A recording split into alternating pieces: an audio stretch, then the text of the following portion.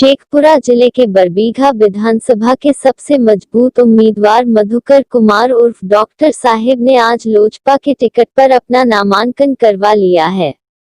शेखपुरा विधानसभा के अपने पार्टी प्रत्याशी इमाम गजाली के साथ बिहार केसरी की आदमकद प्रतिमा पर माल्यार्पण कर वे समाहरणालय पहुंचे।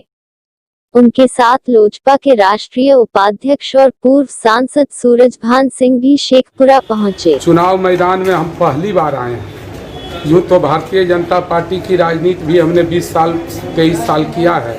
87 से 2009 तक जिला अध्यक्ष से लेकर सारे पदों पर।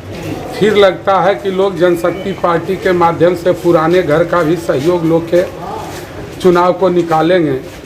और बरबीघा में जो लोग चुनाव लड़ रहे हैं, प्राथमिकता ये है कि उन दोनों लोगों को लोगों ने देखा है। 2010 को एक, 2010 से 15 के पीरियड में एक को देखा है और 15 से 20 के पीरियड में दूसरे को देखा है। तो लोगों ने दोनों को देख लिया है। हम अपने कर्म और कर्मठता से यहाँ तक पहुँचे हैं। लोक जनशक्ति पार्टी ने मुझे विश्वास दिया, मुझ पर भरोसा रखा है। निश्चित तौर पे बरबीघा में विकास का जो भी छोटी से बड़ी योजना है, जैसे सबसे है कि हर खेत को पानी मिले, इसके लिए मेरे पूर्वज डॉक्टर श्री कृष्ण सिंह ने जो नहर का जाल बिछाया था, उसमें पुनः पानी घर घर पहुँचे, हर खेत को पानी मिले। बिजली की व्यवस्था दुरुस्त है और उसे अंडरग्राउंड केबल वगैरह दे के दुरुस्त करना।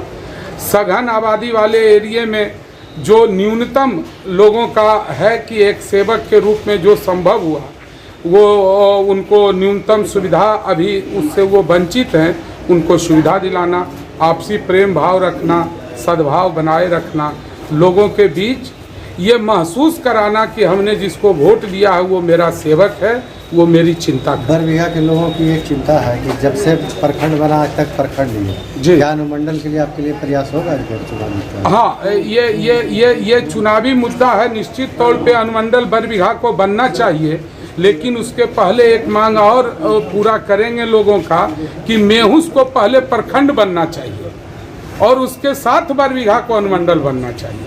चूँकि जब तक मेहुस ब्लॉक नहीं बनता है तो उसका कोरम पूरा नहीं होता। तो अभी तत्काल रजिस्ट्री वगैरह वहाँ शुरू हो और पूरी तरह कोशिश मेरी होगी कि अपने पीरियड में मेहुस को प्रखंड बनाना और बरबीघा को अनुमंडल बनाना, इसके लिए पूरा प्रयास हो कि वो बने।